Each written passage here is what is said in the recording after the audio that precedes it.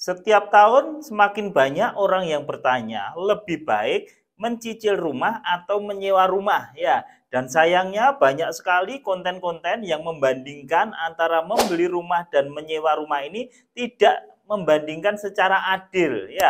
Misalnya membandingkan ya beli rumah di pinggiran dengan sewa rumah di tengah kota. Nah ini kan nggak apple to apple. Ya ibarat bandingin apa apel dengan jeruk. Jadi nggak ada yang sama gitu loh ya. Nah, di video kali ini saya akan menganalisa secara logis ya, dengan angka-angka yang realistis ya, tanpa asumsi, tanpa euforia, hanya fakta dan hitungan yang nantinya bisa Anda nilai sendiri.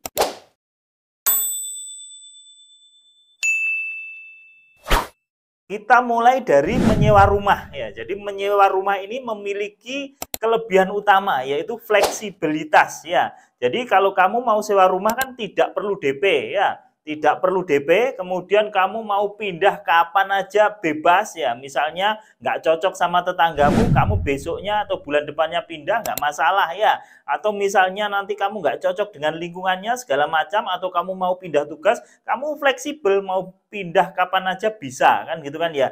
Tapi ingat ya, jadi menyewa rumah ini tidak membangun aset ya. Misalnya ada rumah harga 500 juta ya. Kemudian sewanya, kalau sewa rumah itu rata-rata kan 3% per tahun ya, atau sekitar 15 sampai 18 juta per tahun ya. Artinya apa? Ketika sudah 10 tahun, Anda akan menghabiskan sekitar 180 juta ya, tanpa memiliki aset apapun, yaitu sewa rumah ya. Tetapi ingat ya, tidak punya rumah itu bukan berarti Anda bodoh secara finansial ya. Dalam beberapa kasus itu, menyewa itu justru lebih baik ya, lebih sehat daripada memaksakan cicilan ya. Nanti di video ini kita akan bahas lebih detail lagi. Yang kedua, membeli atau mencicil rumah ya. Jadi membeli atau mencicil rumah itu memang ya, itu memberi rasa aman tentang kepemilikan. Oh, aku sudah punya rumah ya, tapi bukan tanpa resiko ya. Jadi membeli rumah itu juga ada resikonya gitu loh.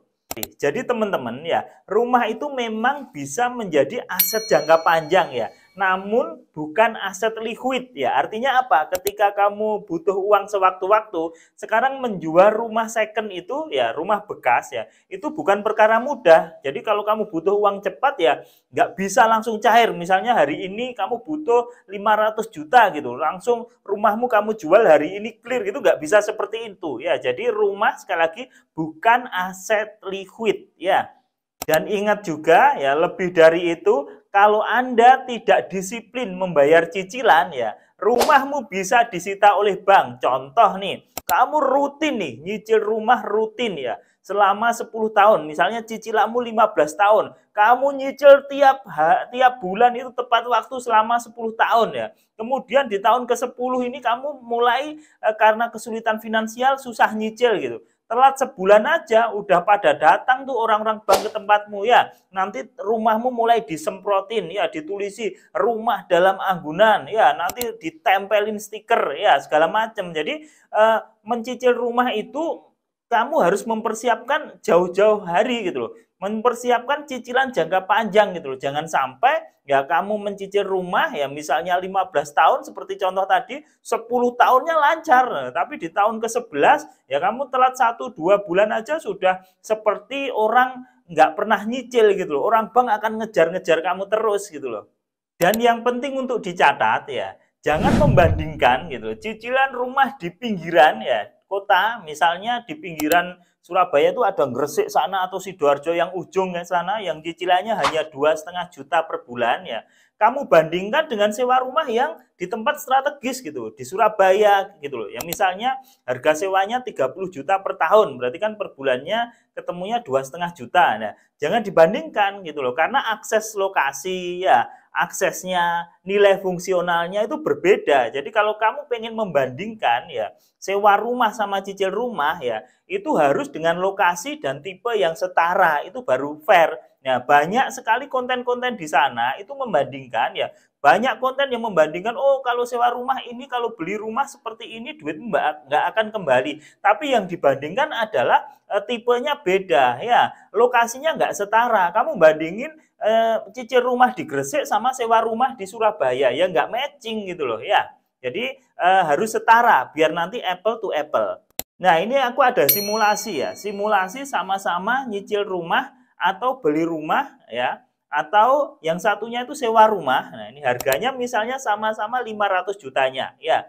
Kalau kamu beli rumah nih, kamu beli rumah seharga 500 juta ya. DP-mu 20%, berarti kamu harus menyiapkan dana di awal 100 juta ya. Ini kamu di awal untuk DP harus 100 juta. Nah, nanti sisanya kan 400 juta. Katakanlah kamu cicilannya flat selama 15 tahun. Nah, misalnya bunga normal KPR 13%, maka kamu nyicilnya itu setiap bulan 5,4 juta gitu loh. Ya, ini ya perbandingannya ya kalau nyicil sama sewa ya. Jadi kalau kamu nyicil ya tak ulangi lagi ya. Rumahmu harganya 500 juta, DP-mu 100 juta, hutangmu 400 juta itu dicicil misalnya 15 tahun, maka ketemunya bunga flatnya rata-ratanya adalah 5,4 juta. Loh enggak Pak, saya kemarin itu harga rumah 500 juta, cicilanku kok cuma 1,5 juta. Nah, ini banyak yang dibodohi nih oleh para marketing rumah ya. Para developer tuh bilang, ini rumahnya 500 tapi cicilannya hanya 1,5 juta ya. Padahal itu hanya cicilan promo di tahun pertama saja. Nanti kamu di tahun kedua ya tiba-tiba cicilanmu melonjak jadi 6 juta, jadi 5,5 juta seperti itu. Jadi hati-hati kalau beli rumah ya, apalagi nyicil nih harus didetailkan. Ya, jangan sampai dibohongin gitu loh. Oh, ini hanya cicilannya 1,5 juta aja. Ternyata cuma setahun doang. Yang 14 tahun kamu dikenai bunga normal, ya 13%. Jadi kalau harga utangmu 400 ya cicilanmu sekitar 5,4 juta. Nah, jangan sampai kamu dibohongin seperti itu ya.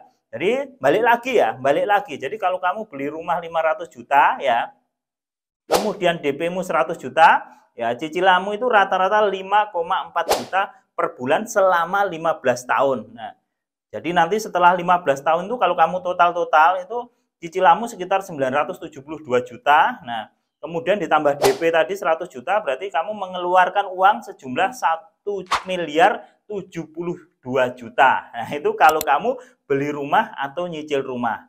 Ya, sementara kalau kamu sewa rumah, ya harga sewa itu rata-rata kan 3%. Jadi kalau rumah harga 500 juta itu biaya harga sewanya itu rata-rata ya itu sekitar 15 juta. Ya, katakanlah setiap tahun ya sewa rumahmu itu naik 3% lah.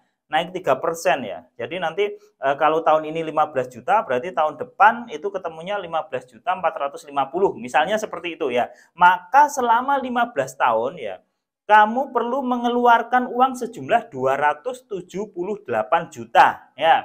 Jadi kalau beli rumah kamu 15 tahun nih keluar 1 miliar lebih ya, tapi kalau kamu sewa rumah ya, kamu selama 15 tahun cukup keluar 278 juta. Nah, tapi diingat ya, membeli rumah itu akan menjadi propertinya menjadi miliknya. Ya, kalau kita mencicil nanti mencicil rumah ini properti setelah 15 tahun kan jadi milikmu ya. Tapi kalau sewa rumah, properti tidak jadi milikmu ya. Kamu hanya nyewa saja. Tapi biaya yang dikeluarkan ya tadi tuh, kalau beli rumah itu 1 miliar lebih ya. Kalau sewa rumah itu 15 tahun, kalau dengan harga rumah saat ini 500 juta cukup 278 juta saja. Nah, jadi ada tabel nih, silahkan dilihat tabelnya. Jadi kalau mencicil rumah, biaya yang kamu keluarkan 1 miliar lebih. Tapi kalau menyewa rumah cuma 278 juta. Kepemilikan, kalau kamu mencicil rumah itu menjadi hak milikmu ya. Sementara kalau kamu sewa, kamu nggak dapat apa-apa ya. Sementara aset liquid, kalau rumah itu asetnya nggak liquid gitu, dijual juga nggak langsung cepat laku gitu. Tapi kalau kamu punya uang cash, kamu bisa putarkan uangnya, kan gitu kan ya. Fleksibel ya, kalau cicil rumah itu rendah gitu loh. Karena ya kamu harus nyicil, nggak nyicil didatengin bank ya. Itu rendah fleksibelnya. Sementara kalau kamu sewa, fleksibilitasnya tinggi gitu loh. Kamu nggak cocok dengan rumahnya, kamu tinggal tahun depan sewa di tempat lain. Kamu nggak cocok dengan angka sewanya, tahun depan kamu tinggal pilih sewa yang lebih rendah atau lebih tinggi. Jadi fleksibilitasnya tinggi kalau kamu memilih sewa ya. Nah, jadi menurut saya masing-masing orang itu punya pilihan masing-masing. Jadi kalau diminta lebih baik sewa atau beli, ya tergantung pilihanmu, tergantung kondisimu gitu loh. Jadi kapan kamu harus menyewa rumah gitu? Saat kamu belum memiliki dana darurat ya. Jadi jangan sampai kamu belum punya dana darurat nekat nyicil ya. Meskipun kamu nanti 10 tahun cicilanmu itu lancar gitu kan ya. Di tahun 11 ya, tahun ke-11 kamu mulai batuk-batuk ya, cicilanmu mulai tidak lancar ya. Bank akan memperlakukanmu ya seperti kamu nggak pernah nyicil lancar. Jadi kamu tetap ditagihi, rumahmu tetap disemprot, rumahmu tetap ditempelin rumah dalam anggunan dan sebagainya ya. Jadi bank nggak mau tahu ya, nggak mau tahu, oh aku sudah 10 tahun lancar, ini kan cuma 2 bulan, 3 bulan nunggak, oh, nggak mau tahu ya, karena mereka juga dikejar target ya. Terus kapan kamu memilih menyewa rumah? Kalau karir atau lokasimu masih berpindah-pindah ya. Kalau kamu karirmu, lokasimu berpindah-pindah gitu, kamu beli rumah yo, nanti yang nempati siapa? Kan seperti itu ya. Terus kalau kamu menyewa rumah itu ketika kamu prioritas utamamu adalah fleksibilitas ya. Misalnya duitnya nanti bisa kamu puter untuk usaha lain kan gitu kan ya. Misalnya kamu pengen pindah-pindah tempat ya, terus kamu termasuk orang yang gampang bosen ya, tinggal di satu tempat, nanti kalau bosen bisa sewa di tempat lain, itu kamu cocok untuk menyewa rumah gitu loh. Sementara bagi orang yang mencicil rumah ya, rumahnya itu dicicil ya lewat bank gitu ya, cocoknya apa? Kalau sudah stabil secara finansial dan karir, misalnya kamu pegawai negeri ya, kemudian gajimu bisa diharapkan setiap bulan, kamu nyicil rumah nggak apa-apa ya. Sementara kalau kamu nggak punya dana darurat, kamu nekat nyicil rumah, ujung-ujungnya pasti pusing sendiri ya. Karena namanya rezeki itu kan naik turun nih ya. Kalau pas di atas kamu bisa nyicil, kalau pas di bawah ya kamu tetap dikejar-kejar orang bank terus ya. Namanya rumah itu KPR itu kan kredit jangka panjang ya. Kalau selama tahun pertama sampai tahun ke-15 atau tahun ke-25 lancar ya kan kadang juga turun juga gitu, dan itu akan tetap dikejar bank ya. Apalagi banyak yang gampang kan sekarang, oh cicil sampai 25 tahun bisa kok. Ya iya, tapi masa sih mulai dari tahun pertama sampai tahun 25 kamu nggak ada kendala sama sekali, padahal ketika ada kendala bank nggak mau tahu. Bang nggak ngelihat kamu kemarin lancar ya, yang penting kamu sekarang nggak lancar ya. Kalau 3 bulan nggak bayar ya tak semprot rumahmu, 3 bulan nggak bayar tak tempel stiker rumah dalam anggunan ya, 6 bulan nggak bayar ya tak lelang rumahmu, kan seperti itu ya. Jadi tergantung pilihanmu ya. Kemudian ketika kamu membeli rumah ya, itu biasanya sudah punya DP yang cukup ya. Meskipun sekarang banyak ya yang rumah tanpa DP, tapi itu adalah jebakan menurut saya. Karena kalau kamu tanpa DP ya, artinya itu cicilanmu akan semakin banyak gitu loh ya. Cicilanmu akan semakin banyak ya. Jadi hati-hati selalu. Nah, jadi itu ya teman-teman ya. Jadi membeli rumah atau menyewa rumah itu bukan perlombaan ya. Tidak semua orang harus beli rumah gitu. Tidak semua orang harus sewa rumah gitu. Sayangnya banyak komentar-komentar itu yang seolah-olah gitu, belain yang beli rumah daripada sewa duit hilang, mending kita cicil rumah ya, kita pasti nanti akhirnya dapat rumah ya. Orang-orang yang bilang itu biasanya mereka belum pernah nih merasakan diuber-uber, dikejar-kejar oleh pihak bank ya, tinggal di rumah sendiri tapi tidak tenang ya, karena ditagih-tagih terus ya, rumahnya disemprotin, rumahnya ditempelin stiker ya, setiap hari ada orang bank datang, mereka belum pernah merasakan seperti itu, makanya lebih baik cicil rumah gitu. Terus ada juga yang orang lebih baik sewa rumah ya, nanti cicil rumah itu nanti duitnya nggak bisa diputer dan segala macam ya. Padahal orang-orang yang ngomong ini bisa jadi mereka tuh punya kemampuan finansial untuk beli rumah gitu loh. Akhirnya apa? Nanti sampai akhir hayatnya mereka tidak punya rumah kan gitu kan ya. Jadi itu pilihan ya, bukan berarti membeli rumah itu bodoh atau menyewa rumah itu tolol gitu loh. Itu pilihan dan tidak bisa diperdebatkan karena kondisi setiap orang itu berbeda-beda ya. Jadi kesimpulannya teman-teman ya, menyewa rumah bukan berarti Anda gagal ya. Sekarang kan banyak mindset, oh kalau nggak punya rumah berarti gagal, harus beli rumah. Dan membeli rumah itu bukan berarti Anda sukses ya. Karena mencicil itu kan masih ada, rumah itu bukan sepenuhnya milik kamu. Setiap saat kamu prestasi, setiap saat kamu nunggak, bank bisa saja melelang rumahmu, kan seperti itu ya.